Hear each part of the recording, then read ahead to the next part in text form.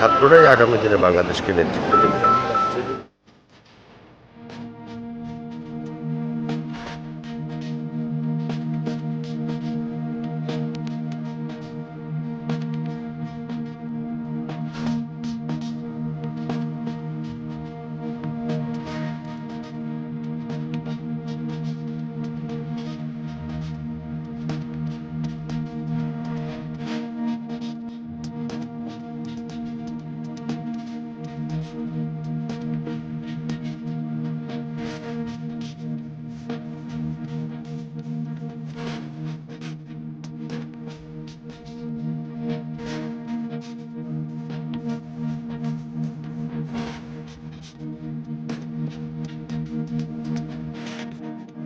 আগামী দিনের বাংলাদেশ গঠন করার জন্য যারা ছাত্র তাদেরকেই দায়িত্ব নিতে হবে।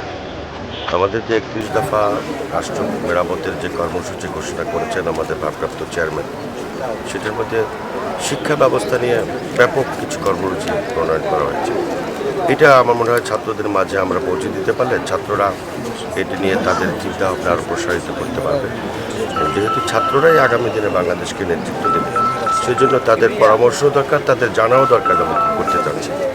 এর মধ্যে দিয়ে ছাত্র যদি মনে করে যে এইটাকে আরও সমৃদ্ধ করা প্রয়োজন, সেই পরামর্শটুকু আমরা নিতে পারবো।